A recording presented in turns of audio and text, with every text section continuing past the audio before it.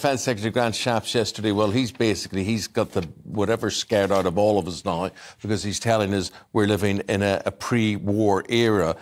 We've got everything that's going on in the Middle East. You've got what's going on in the Red Sea as well. You've got the war in Ukraine. And he's saying Britain should prepare for future conflicts. And these will involve China, Russia, Iran, North Korea. And this is all going to be in the next 5 years.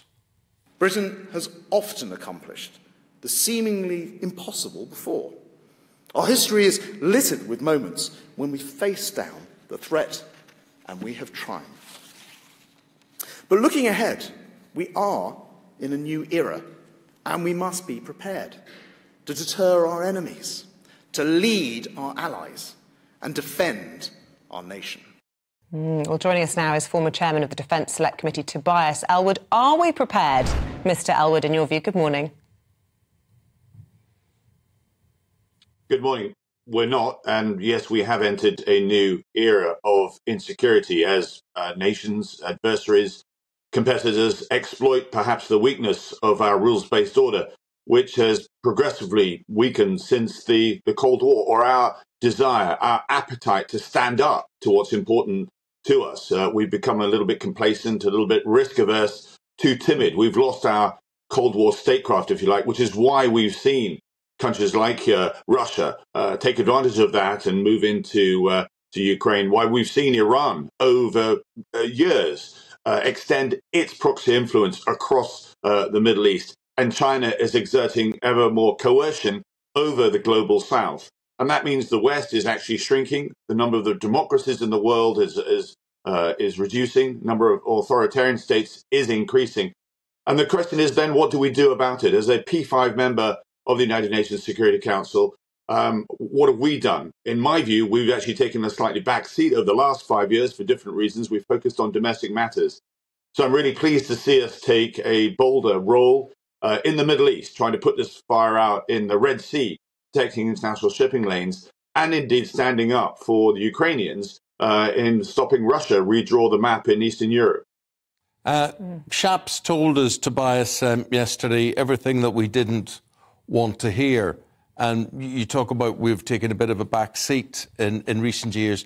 That's because, I put it to you, nobody believed we would ever get to this stage again. Why spend money on defence when it ain't going to happen? We're not going to get involved in wars. There's not going to be conflicts. World War II put an end to all of that. That's why we have Remembrance Sunday and whatever.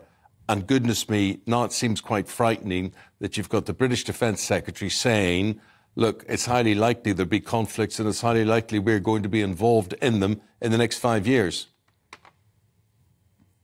Yeah, that's been the attitude for the last 2 or 3 decades, that our world is generally at peace. We've all embraced globalization. China is going to be a global, responsible international citizen.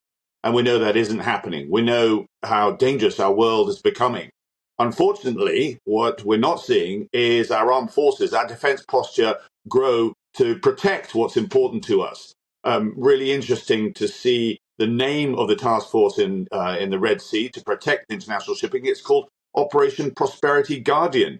And this is underlines the symbiotic relationship between our economy and our security. If those ships that have got gas in them don't get to the UK, then it affects our pockets. It affects the cost of living crisis. If those tankers have to go all the way around Africa, it costs us here. So us investing in defense actually helps us. Likewise with those grain ships getting out of Ukraine. Unfortunately, we've only got 15 frigates and destroyers. At the end of the Cold War in 1991, we had 50. We have only 6 fast jet squadrons. In 1991, we had 36. And our armed forces, our army, we had 5 divisions. Then we're down to 1 that can be mobilized. So unfortunately, our defense posture has shrunk as well. If the world is going to get more dangerous, not less, again, we need to invest in our armed forces.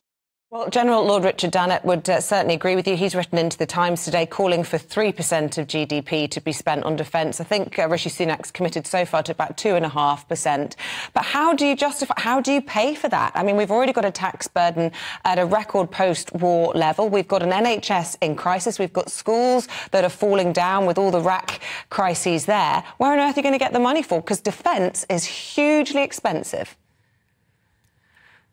Well, as we saw with COVID, as we've seen, in other emergencies, the money is found. But I just underline the point that if you don't invest in your defence, then what happens is that your economy is impacted, because international headwinds affect about half of our GDP. Half of our GDP is affected by what goes on away from our shores. If we don't take an interest in that, then our economy then is interrupted, which means less money for education, less money for schools, less money for hospitals and so forth. So that's why I'm saying this symbiotic relationship is so critical.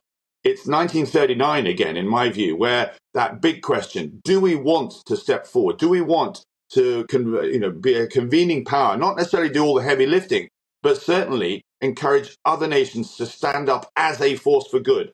Because, as I say, we've got adversaries. What sits behind the Houthis, Hezbollah and Hamas is Iran. What sits behind Iran is Russia. And what sits behind Russia is China. And they are interpreting the international rules-based order in a very different way than we are. And we need to stand up to that.